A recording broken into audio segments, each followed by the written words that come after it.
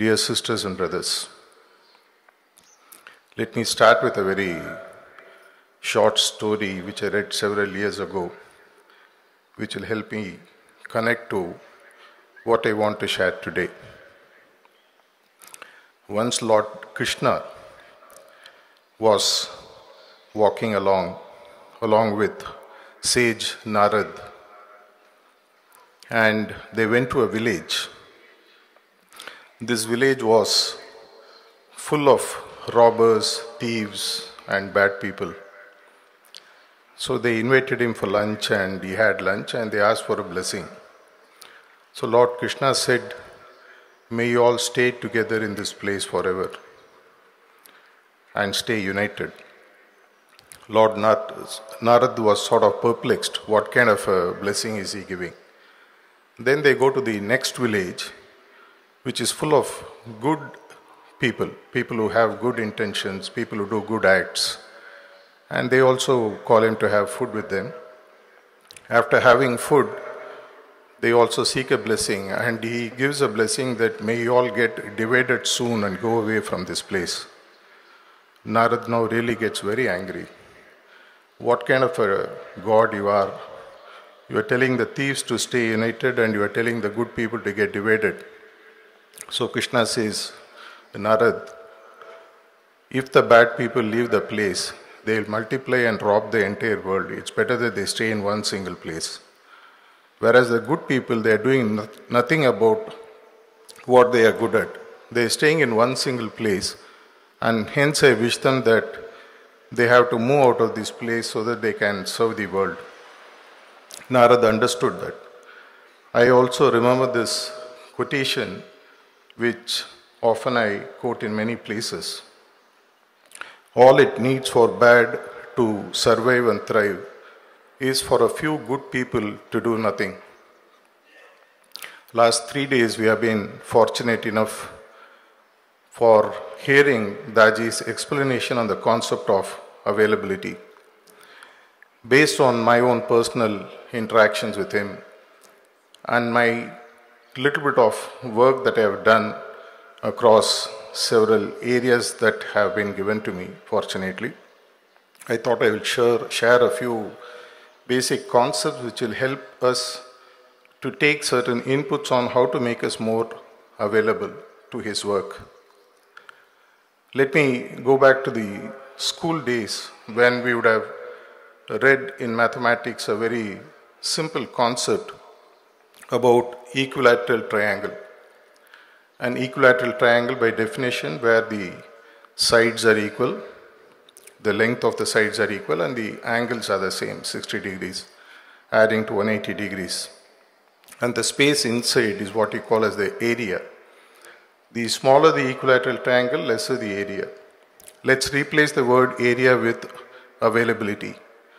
And what does this equilateral triangle have in common is that they have 3 points from which they all join together.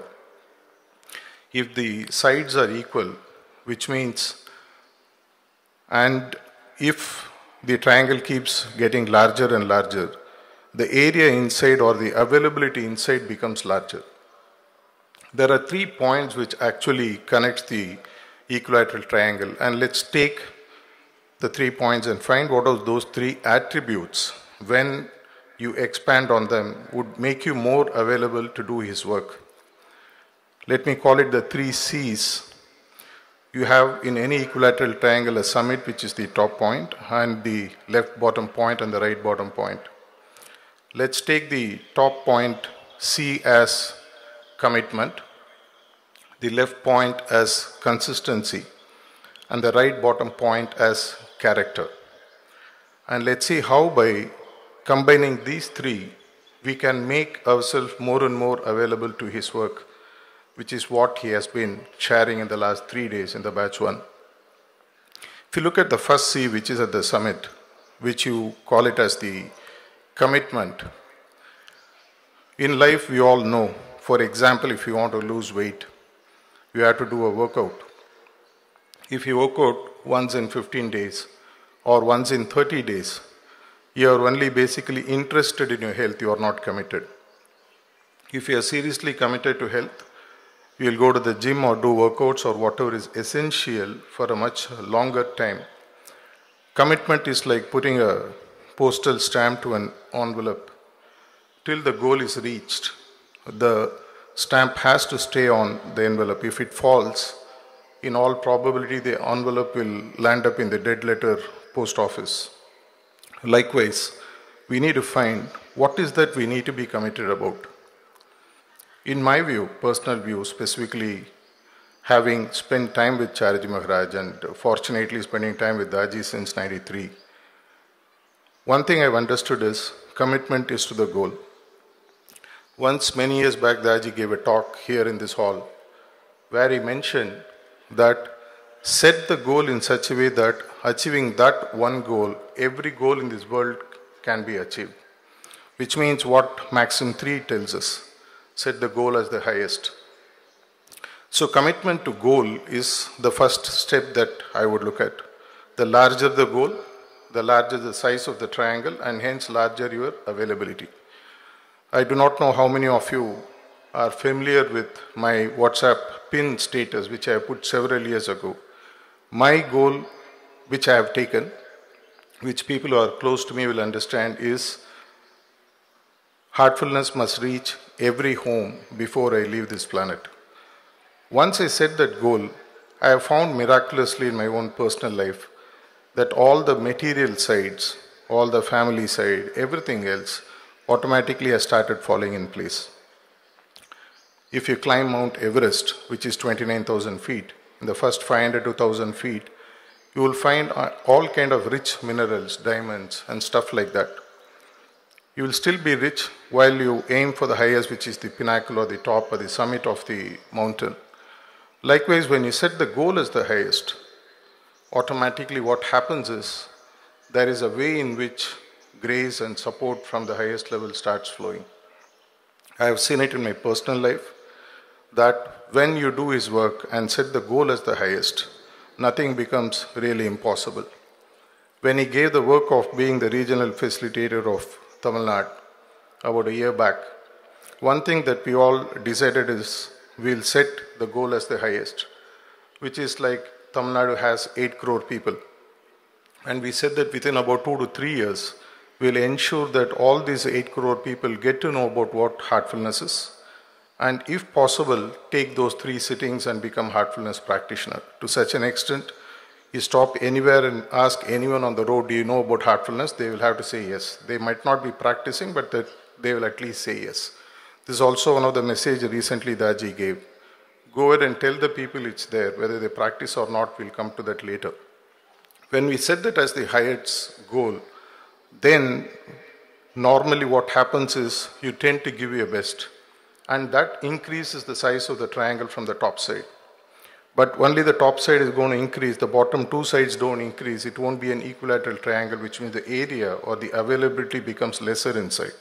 So let's look at the other 2 C's and how it will contribute for us to increasing our availability. The availability conundrum is something that is not a static state. It keeps changing, it keeps getting better and better and better. As you become more and more progressive in your thinking, in your need to contribute to the message that he wants to spread, you will find that automatically the commitment levels keep going up. And the other C that I spoke about, the second one, is the consistency. The consistency is what takes you to the goal. Commitment lets you make a start. Commitment to a goal lets you define what your goal is, but it is the consistency. Way back in 2015, I remember the series of talks that Daji gave in Manapakam, where he spoke about the importance of automatism. When you make something automatic, you automatically ensure that it is aligned to your goal. And when there is a goal alignment, you tend to become more consistent. If you are not consistent, there is no way you can make your availability better to his work. Consistency also boils down to a very simple thing about managing your time. As Daji said in his talk, when you are available to everything, you are available to nothing. If you really look at consistency, I would look at the kind of habits we have. We all have 24 hours in a day. take those 24 hours, leave about 6, 7, 8 hours that you spend on sleeping or taking or recuperating. The rest 15, 16, 17 hours is available to us to do what we choose to do.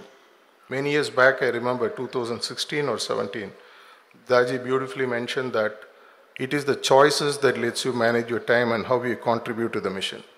When we are available to too many goals, when we set too many goals, what happens is we tend to get distracted. And our habits consume the time that ensures that we don't contribute sufficiently enough to the cause that he would want us to, though he will not tell us openly. Consistency also, in one way, is about the work that the preceptors do. In my personal interactions with Daji, many times he has said that the moment I make a preceptor, a person a preceptor, their spiritual progress stops. Why? Because what they were consistent with in reaching the goal of, or the need or the wish of becoming a preceptor, somehow goes away the moment they become a preceptor. There is a covenant that all preceptors sign in, which says that at least 2 sittings a day you must give. For example, I know many preceptors who do much more than that. In one of the recent conversations we were having, and this was about 2-3 years ago, we were having a conversation around the contribution of preceptors to the cause of spreading heartfulness. And he was very sad when he said that less than 15 to 20% of the preceptors do the work for which they have been given the permission by the hierarchy and by himself, which is quite sad to know that we have strived hard and we think that getting that badge on our shirt is very important, and we get it and then we don't do our work. It creates power grossness, which preceptors know for sure.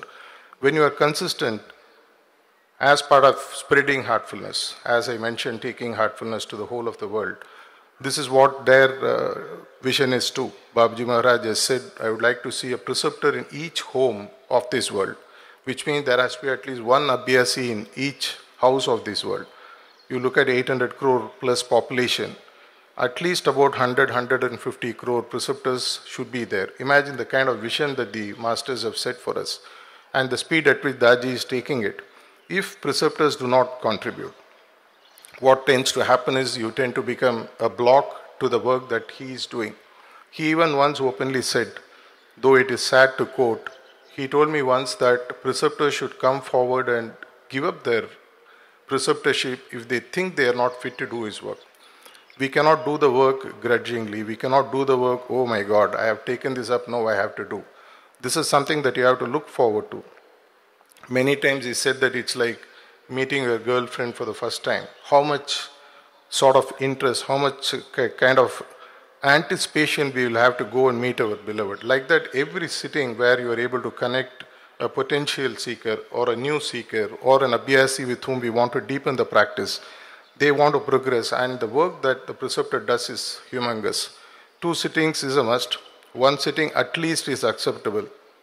Anything less than that, maybe we have to reconsider and look at, because many times what happens is when we come back and asking for preceptors, you look at the list, say that your center already has so many preceptors, why do you need more? We cannot tell him that only about 2 out of 10 preceptors are doing the work. So this is a very clear sign that I would personally like to share from what I have heard from him. It pains him a lot, though he may not openly say that when preceptors or even volunteers don't do the work, it stagnates, and stagnant water, you know what the impact is. So let's look at becoming consistent in what we have taken up as the ultimate goal. Your goal need not be the same as what I have taken. You can take any goal that suits you, which is in alignment with the spiritual goal that he would want us to achieve. It can be as simple as taking heartfulness to 10 people in the next 1 year. It's still a reasonable goal, not a bad goal. At least there are many abhyasis whom I know who keep it, at least every year I must bring 50 new abhyasis into the system, and they work towards that consistently. It is the consistency that actually fills up for lack of talent. People who know, people who are teachers will know that even if you don't have talent, if you are repeatedly being consistent, somehow, as they say that when an ant runs over a stone consistently, it still tends to break the stone. Likewise, our consistency automatically draws the grace. I personally know that I lack talent in many areas, but by just being consistent in my commitment to the goal that they want us to achieve, This is the same kind of a feeling that we have managed to bring in, at least in the volunteers and preceptors and functionaries in Tamil Nadu. There's something, if it can be duplicated, I can't say that we have done it in full, but we have made a beginning. If it is something that can be taken pan-India and pan-global, imagine that in the next 2 to 3 years' time, the things will automatically happen. There is a specific reason. In one of the recent Zoom calls that we had, I remember the quote that he shared several years ago, which I shared in his presence. He mentioned that there is some kind of a spiritual window which is open between now and next 3-4 years or so. And in this time, whoever gets in will have such fast progress towards the goal that is unimaginable, which has never been opened in the history of the nature till now. If you really understand what it means, we are talking about a 13 to 14 billion years of creation, and there is one window for us to go back, and which is available for 3 to 4 years.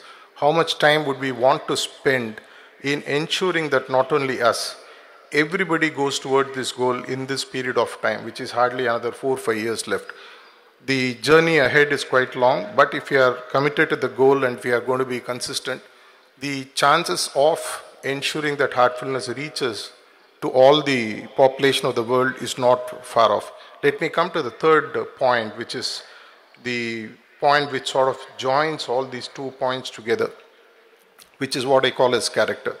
See, character is something which is a very difficult toolbox to understand, but in my personal view, I just broke it down to a few parts so that if it is of help to you, you may look at how you can make use of it.